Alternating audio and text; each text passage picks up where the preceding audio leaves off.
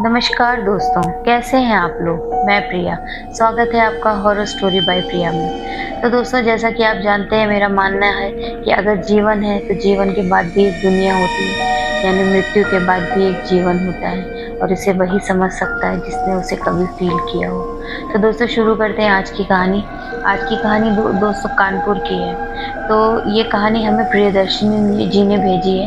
ये उनकी खुद की कहानी है जो उनके साथ कभी घटी थी। तो दोस्तों, प्रियदर्शिनी जी के हस्बैंड का नाम है रवि।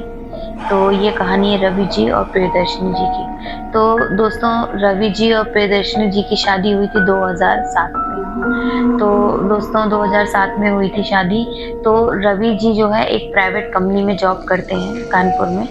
तो ये था कि उनकी सैलरी वगैरह, वैसे तो ये लोग कानपुर के नहीं हैं, मतलब जॉब की वजह से कानपुर में उनको रहना पड़ा, क्योंकि पहले तो वो एक दोस्त के साथ रवि जी रहा करते थे एज अ रूम पार्टनर किसी का। तो तब का खर्चा, और फिर जब एक वाइफ आ जाती है तो दूसरे हिसाब से फिर इंसान को घर और कमरा सब लेना पड़ता है। तो दोस्तों, ये था कि रवि जी बहुत ज़्यादा नहीं कमाते थे।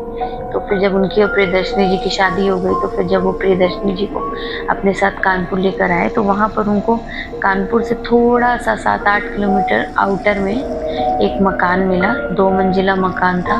तो नीचे का पोर्शन उन लोगों ने किराए पे लिया और ऊपर के पोर्शन में दोस्तों छत थी और सिर्फ एक कमरा था।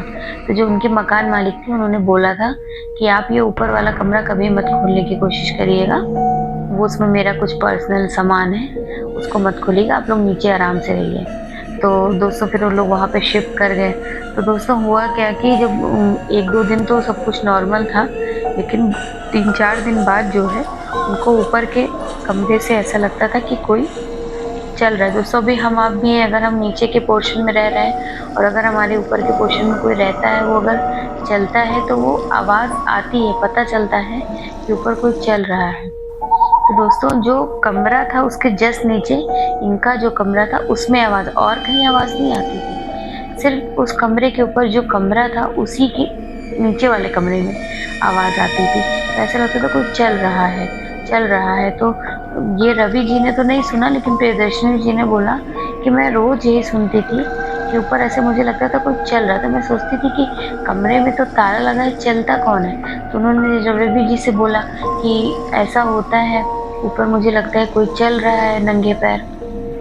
तो रवि जी ने कहा कि ये सब तुम्हारा वहम है, ऐसा कुछ नहीं है, तुम टेंशन मत लो, अभी तुम नए-नए अकेले रहती हो नहीं कभी, इसलिए तुम्हारे मन में ये सब वहम होता है। तो दोस्तों, यही 3-4 दिन ऐसे ही चलता रहा। प्रियदर्शिनी जी बोलती रहीं और रवि जी ने उनकी बात अवॉइड करते रहे। तो दोस्तों, उसके बाद एक दिन क्या हुआ कि अचानक से ऐसा लगा कि ऊपर किसी ने कोई चीज़ कोई खींच रहा है, तो गड़गड़ की आवाज़ आने लगी। तो रवि जी की भी नींद खुली।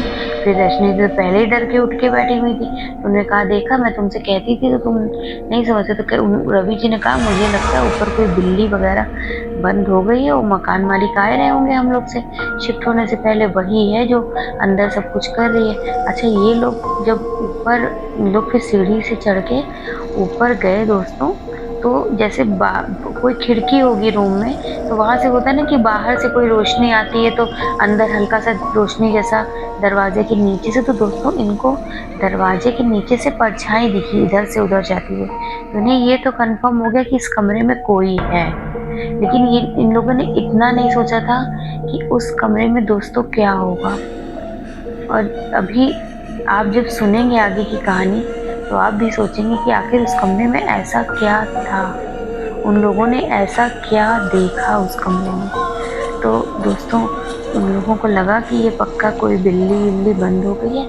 तो उन्होंने कहा, चलो जाने दो, बिसल के सोते हैं, सुबह मकान मालिक को फ़ोन करेंगे। तो दोस्तों, उन्होंने फिर मकान मालिक को सुबह फ़ोन किया और उनसे बोला कि ऐसी बात है, लग रहा है कोई बिल्ली ऊपर बंद हो गई है। और हम लोग गए थे तो हमें रात में परछाई भी दिखी थी, अंदर लग रहा था कि कोई दरवाजे के चल रहा है। तो मकान मालिक ने कहा, नहीं ऐसा कुछ नहीं, ऐसा है ही नहीं कुछ, और ये सब फालतू की बातें हैं, और अभी तो मैं हूँ नहीं, अभी मैं बाहर आया हूँ, मैं 1 हफ्ते बाद वापस आऊँगा, फिर देखते हैं। दोस्तों, जबकि मकान मालिक को वो बात पता थी। तो दोस्तों, फिर वही हुआ। फिर उसके नेक्स्ट डे यही हुआ। फिर रात में ऐसे ही चलने की आवाज़, कुछ खींचने की आवाज़। तब इन लोगों को कुछ डर सा लगा। प्रियदर्शनी जी ने कहा कि फिर मुझे थोड़ा सा डर सा लगा कि नहीं, ये कुछ और ही चीज़ है। उन्होंने रवि जी से कहा कि ऐसा करते हैं, हम लोग ऊपर चलते हैं। तो ये लोग दोनों धीरे धीरे पकड़ के एक दूसरे को ऊपर गए और वहाँ पर पूछा, कौन हो तुम, कौन है अंदर, कौन है अंदर, बताओ, कोई बंद है अंदर, कौन है अंदर। दोस्तों उनको उस दिन भी वो परछाई दरवाजे के अंदर इधर से उधर आती जाती दिखाई पड़ी, क्योंकि बाहर कहीं से रोशनी उस कमरे में आती थी, चाहे वो चांद की रोशनी हो या बाहर की किसी लाइट की रोशनी हो। तो दोस्तों पूछा उन्होंने, लेकिन कोई आवाज़ नहीं आई। उसके बाद वो लोग नीचे आ गए। डर की वजह से उन लोगों को रात भर नींद भी नहीं आई। फिर रवि जी ने सुबह अपने मकान मालिक को फ़ोन किया, तो मकान मालिक ने फ़ोन उठाया नहीं। वो बहुत परेशान। फिर दोस्तों करते करते फिर रात हो गई। अब तो ये हाल हो गया कि प्रियदर्शनी जी ने बोला कि मैं तो दिन में भी मुझे इतना डर लगने लगा था कि मैं आधा दिन मतलब घर के बाहर ही रहती थी, या तो मार्केट चली जाती थी या तो मैं घर के बाहर ही बैठी रहती थी, अंदर बैठती नहीं थी, इतना उनको डर सा लगने लगा था।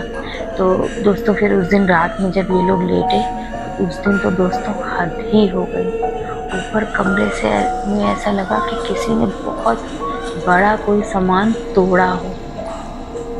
हाड़ से धड़ाम से आवाज़ आई। ये लोग फिर भाग के डंडा वंडा लेके ऊपर की तरफ गए कमरे में।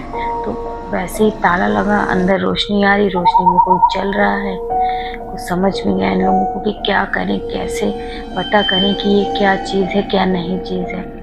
लेकिन उस दिन भी इन लोगों ने बोला, कौन हो तुम, कौन हो, कौन हो यहाँ, चली जाओ यहाँ से, कौन हो अंदर, कौन है अंदर, बताओ, नहीं तो मैं ताला तोड़ दूंगा, नहीं तो मैं ताला तोड़ दूंगा।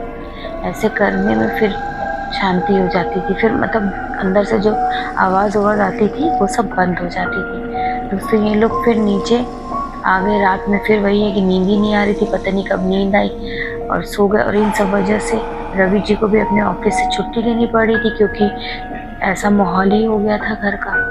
तो दोस्तों फिर क्या हुआ कि उसके बाद फिर अगली रात फिर वही 12:30 बजे से 1 बजे के बीच में फिर वही ऊपर से चलने की आवाज़ और कुछ खींचने की आवाज़ ऐसी आने लगी। तो दोस्तों अचानक से बहुत तेज़ जैसे आवाज़ आई कि जैसे किसी ने किसी चीज़ पे बहुत तेज़ से मारा हो।